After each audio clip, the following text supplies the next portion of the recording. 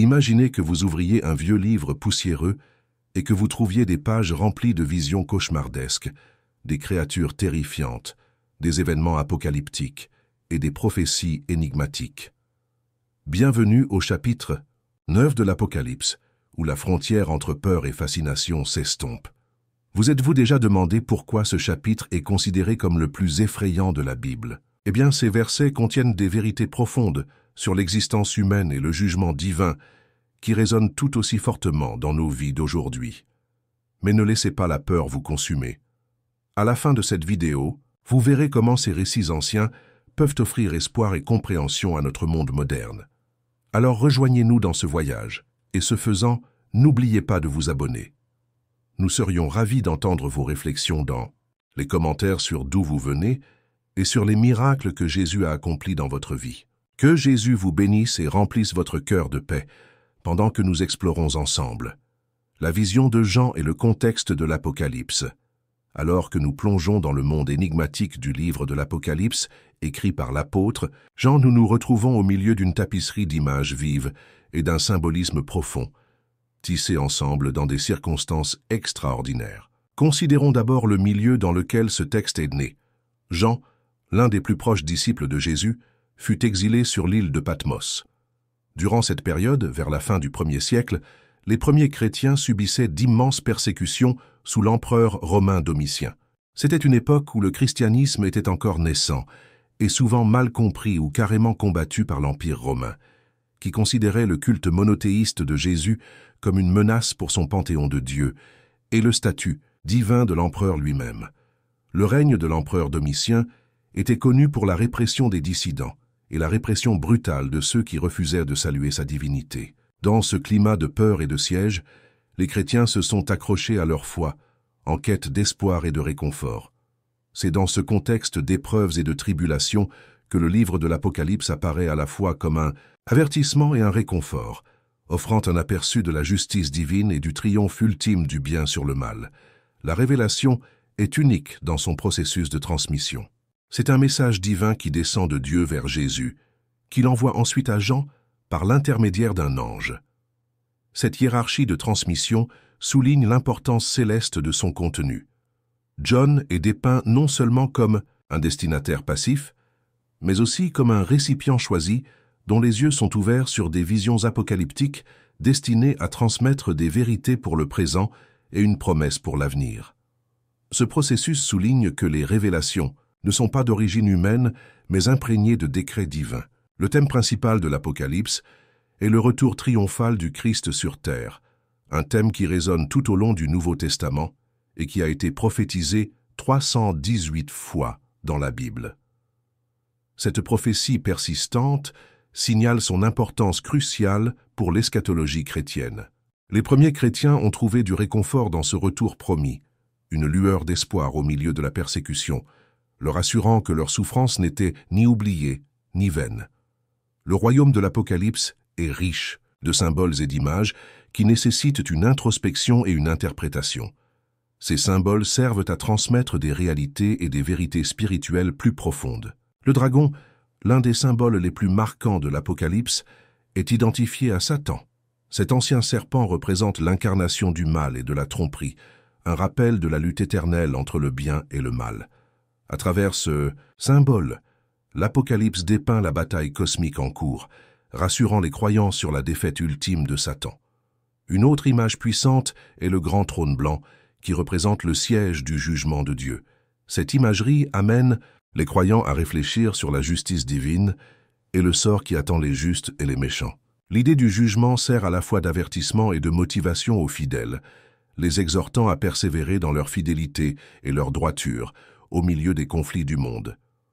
Pour comprendre l'Apocalypse, il est essentiel de savoir comment ces représentations de l'intervention divine parlent des épreuves auxquelles l'Église primitive a été confrontée tout en fournissant un modèle pour comprendre le déroulement de l'histoire humaine sous la providence divine. Les images vives et souvent intimidantes ne visent pas à susciter la peur mais à enhardir les fidèles, en leur rappelant que les jugements de Dieu sont justes et qu'une plus grande gloire attend ceux qui persévèrent dans la foi. Le récit, saisissant de Jean à travers le prisme de la littérature apocalyptique, constitue une force énergisante pour les croyants. Cela leur rappelle le combat spirituel inhérent à la vie et un Dieu intimement conscient de leur lutte.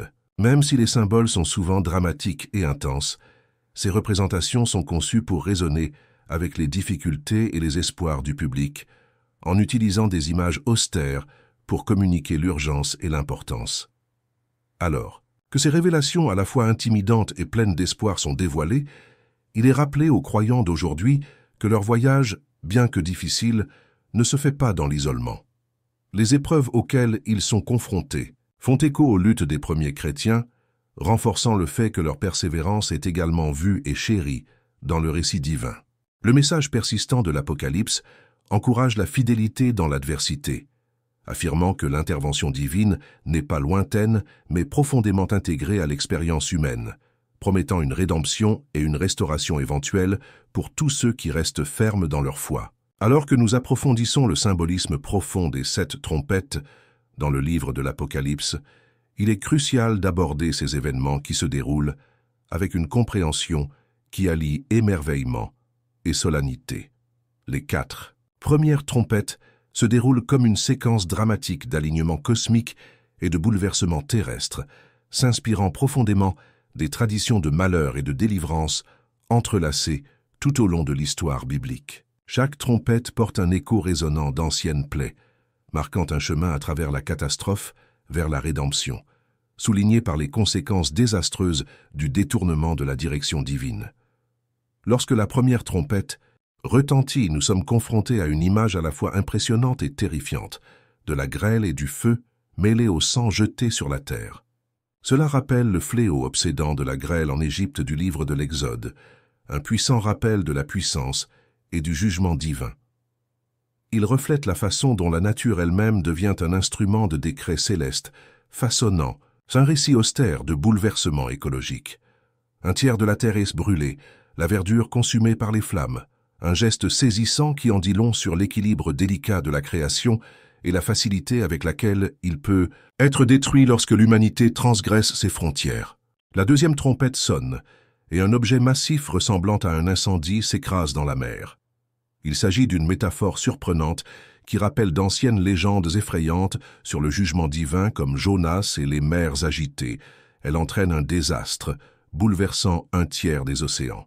Un bouleversement cataclysmique qui fait écho aux préoccupations actuelles en matière de pollution et de conflits maritimes, mais qui est pourtant profondément plus dévastateur. Les navires sont détruits, les mers se teintent de sang et la vie marine périt. Les éléments de la nature réagissent de façon spectaculaire à un cosmos bouleversé par la discorde et la désobéissance, illustrant une dissonance spirituelle et pas seulement physique, rayonnant à travers la création. Alors que la troisième trompette sonne, une grande étoile brûlante comme une torche tombe du ciel, contaminant les sources d'eau douce. Nommée Wormwood, cette étoile donne à l'eau autrefois vivifiante un côté amer et venimeux, une réflexion symbolique sur la corruption et les conséquences lorsque l'humanité s'éloigne des eaux vives de la vie, le chemin divin. Cette imagerie d'amertume et de douceur écrasante met en garde avec puissance contre la désolation spirituelle lorsque la pureté de la vérité est compromise. L'eau, notre source même de vie, se transforme en réservoir de mort et de désespoir, soulignant notre responsabilité quant à la pureté des ressources spirituelles et réelles. Lorsque la quatrième trompette nous inonde de son signal inquiétant, les corps célestes, le soleil, la lune et les étoiles, sont frappés. Il s'agit d'une cascade choquante qui assombrit un tiers de la terre, établissant un parallèle avec les ténèbres étranges de la 9e peste égyptienne. Cet obscurcissement céleste sert de métaphore au retrait de l'illumination divine, témoignage de l'aveuglement spirituel qui s'abat sur un monde qui a perdu son repère. Ici, nous nous engageons dans la perspective troublante d'une réalité où l'ordre cosmique est perturbé, suggérant la fragilité de la lumière à la fois littérale et métaphorique dont nous dépendons pour traverser nos vies. Ces trompettes, inquiétantes, résonnent avec plus que du malheur. Ils remettent en question les limites de l'orgueil humain face à l'autorité divine. Ils nous obligent à affronter l'interaction délicate entre les actes humains et le jugement divin, comment, à maintes reprises, selon la Bible, les humains se tournent vers leurs appareils uniquement pour inaugurer leur chute. Pourtant, au milieu de ces calamités, se cache un appel tacite à la repentance et au renouveau, ainsi que la promesse que la catastrophe n'est pas la fin mais un précurseur brutal de la restauration. Cela donne également un avertissement. Ce qui va arriver dans les chapitres suivants a une signification plus troublante et plus profonde, un chemin que ces premiers coups de trompette commencent à éclairer avec des détails profonds et troublants. À travers ces scènes dramatiques se déroulant au son de 4 trompettes, l'Apocalypse nous oblige à examiner notre monde et la place que nous y occupons. Un récit non pas de terreur pour le plaisir de la terreur, mais d'une nécessité frappante, la réaffirmation du caractère sacré de l'interconnexion de toute vie humaine avec notre environnement. Alors que Jean raconte de manière vivante ces événements qui se déroulent, ils servent de prélude à d'autres révélations, à d'autres complexités, alignant nos cœurs et nos sens pour comprendre l'ampleur de ce à quoi Dieu nous appelle. En réfléchissant à ce drame qui se déroule, nous nous préparons à la plus grande profondeur des vérités spirituelles qui nous attendent dans les rangs tumultueux du jugement et du salut que l'Apocalypse dévoilera par la suite. Dans le récit qui se déroule de l'Apocalypse, le son des 5e et 6e trompettes signale un tournant plongeant plus profondément dans des royaumes qui provoquent à la fois la crainte et l'effroi. Ces trompettes sont particulièrement alarmantes, marquées comme des malheurs, destinés à éveiller le monde à une confrontation brutale et surréaliste avec des forces au-delà de la compréhension ordinaire. Alors que le 5e ange sonne de la trompette, l'abîme, un gouffre d'une profondeur insondable, s'ouvre, libérant des entités qui défient toute description conventionnelle. Le texte dresse un tableau inquiétant. On nous présente Abaddon, ou Apollyon en grec, un nom qui se traduit par le destructeur. Ce personnage commande une horde de criquets, mais ce ne sont pas les insectes que nous imaginons généralement. Au lieu de cela, ils sont représentés comme des créatures hybrides avec des caractéristiques fusionnant des éléments humains, animaux et mystiques. C'est un tableau vivant de terreur. Chaque criquet portant le visage d'un humain, les dents d'un lion et la queue d'un scorpion.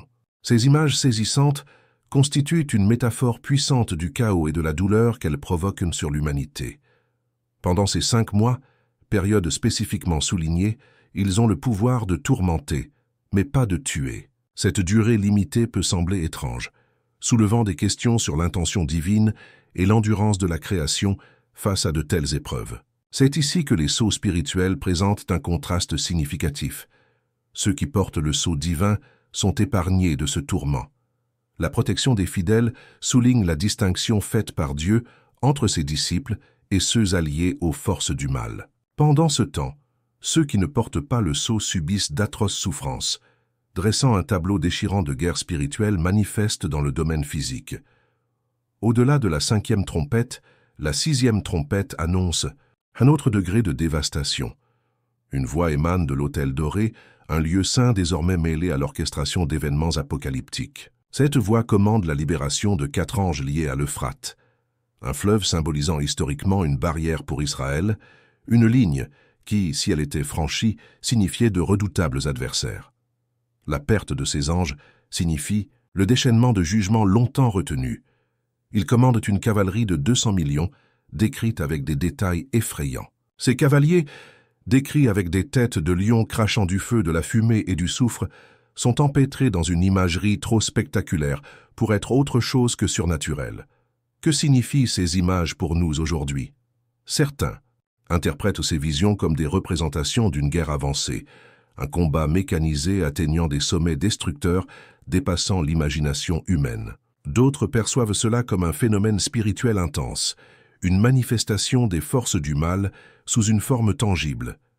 L'étendue des interprétations converge vers une vérité inébranlable, la puissance sans équivoque de la providence divine.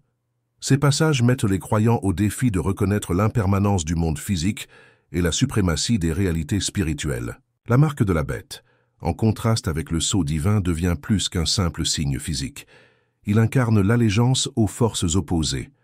Il existe ici une forte dichotomie spirituelle, un choix entre suivre la loi divine et succomber à des attraits malveillants. Dans cette vision apocalyptique, choisir le sceau de Dieu n'est pas un concept abstrait, mais un appel à prendre parti dans une bataille cosmique qui fait rage dans le cœur et l'esprit de chaque individu. Au cœur de ces visions étonnantes et troublantes se trouve un appel à la vigilance et à la fidélité. L'humanité est avertie, mais en équilibre entre les périls d'ignorer ces alertes cosmiques et la promesse d'un sauvetage et d'une rédemption divine. En comprenant ces chapitres, nous découvrons de profondes implications pour notre voyage spirituel actuel. Ils nous invitent à adopter une posture de disponibilité et de résilience marquée par un sceau divin qui promet une protection dans les épreuves. Les forces démoniaques d'Apocalypse 9 offrent un récit puissant sur les conséquences de la négligence spirituelle et l'urgence du repentir. Ces images ne sont pas présentées pour paralyser de peur, mais pour galvaniser avec détermination. Le message divin est clair et le choix est difficile.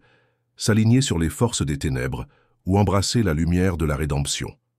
C'est une exhortation à saisir pleinement le pouvoir de la protection divine dans les temps tumultueux et à comprendre qu'en fin de compte, la préparation spirituelle est notre sauvegarde pour anticiper l'accomplissement des prophéties divines. En réfléchissant sur le livre de l'Apocalypse, particulièrement après avoir émergé de la symphonie tumultueuse que sont les trompettes, nous nous retrouvons au bord de l'introspection sur la véritable essence de ce message divin. Ce chapitre n'est pas simplement un récit catastrophique, mais une invitation à approfondir la compréhension profonde de la souveraineté de Dieu, particulièrement pertinente alors que le chaos se déroule autour de nous. Ici, nous devons saisir les révélations spirituelles par excellence qui se répercutent à travers chaque verset. Premièrement, le livre de l'Apocalypse est un témoignage de la souveraineté divine. Cela nous assure que, malgré l'apparent tumulte, Dieu est fermement aux commandes.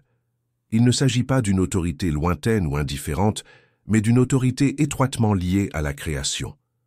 En comprenant cela, nous nous dotons de la sagesse et de la résilience nécessaires pour traverser les épreuves à venir. La souveraineté de Dieu est un baume au milieu des calamités du monde et des tribulations personnelles.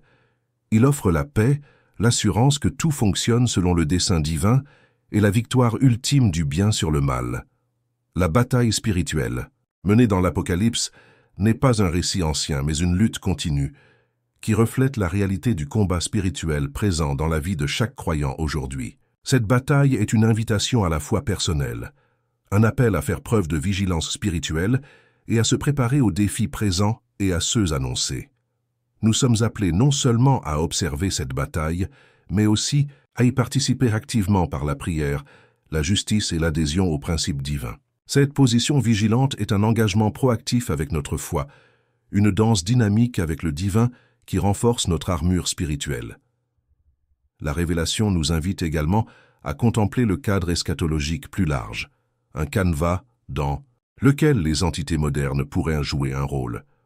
Bien que les interprétations varient et que les spéculations abondent, cette contemplation n'a pas pour but d'inciter à la peur, mais d'approfondir la compréhension. C'est un rappel de l'interdépendance de l'humanité et du récit mondial dans lequel nous sommes plongés. Que ces rôles se manifestent sous la forme de puissance géopolitique, d'influence culturelle ou de progrès technologique, ils ne sont que des acteurs de la grande orchestration de l'intention divine. Les messages spirituels de l'Apocalypse soulignent l'importance de la préparation, non seulement comme outil de survie, mais aussi comme moyen de prospérer au milieu de l'adversité. La préparation s'adresse ici à la fois au domaine physique et spirituel. Cela implique de reconnaître les signes, de comprendre les temps et de s'ancrer dans la foi et la communauté. Cette double disponibilité garantit que, face aux épreuves, les fondements de notre foi restent inébranlables. De plus, l'Apocalypse nous invite à examiner l'état de notre cœur. Le récit nous oblige à une introspection sur qui nous sommes dans le contexte de la foi et sur la manière dont nous nous alignons sur la vérité divine. C'est un miroir reflétant nos états spirituels, invitant à un réalignement avec les desseins de Dieu et à une marche authentique dans ses voies. Les dernières réflexions de ce livre puissant nous rappellent l'importance de la communauté dans les cheminements spirituels. Autant le message est personnel, autant il est communautaire, mettant l'accent sur l'unité et le soutien au sein du corps des croyants. Cette communauté agit comme une forteresse contre les adversités représentées et une source de force collective. S'engager avec cette communauté favorise la croissance spirituelle, la responsabilité et l'encouragement. Essentiel alors que nous naviguons dans les complexités de la vie moderne et de l'anticipation eschatologique. À mesure que nous parcourons l'Apocalypse, le symbolisme devient un puissant enseignant. Les images vives, bien qu'intimidantes, sont ornées de vérités profondes qui attendent d'être dévoilées. Ces symboles ne sont pas de simples illustrations de malheur, mais servent de marqueurs, nous guidant vers une compréhension plus profonde du plan rédempteur de Dieu. Comprendre ces symboles évoque un éveil spirituel, un appel à voir au-delà de la surface et à saisir les implications transformatrices plus profondes qu'ils portent sur notre foi et notre vision du monde. Enfin, l'Apocalypse se présente comme un recueil d'espoir. Au milieu des images apocalyptiques, les profonds messages spirituels reflètent la promesse de restauration et de renouveau de Dieu. Face aux ténèbres, la lumière de l'espoir brille, nous rappelant que la fin n'est pas le désespoir mais l'aube d'un nouveau départ. Cette perspective pleine d'espoir nous encourage à vivre avec détermination et urgence, en achetant notre temps judicieusement et en investissant dans les vérités éternelles. Dans l'ensemble, même si Apocalypse 9, avec ses images effrayantes, peut être intimidant, il nous pousse finalement vers un engagement plus profond avec notre foi, un appel à rester ferme en esprit, les yeux ouverts pour les mouvements divins et les cœurs prêts pour l'accomplissement des promesses divines. Cet appel lance une invitation inébranlable, à faire confiance à la souveraineté divine, à s'engager dans une vigilance spirituelle et à accueillir l'espérance enracinée dans le royaume éternel de Dieu, en nous préparant non seulement pour la fin, mais en veillant à ce que nous vivions pleinement et fidèlement chaque jour.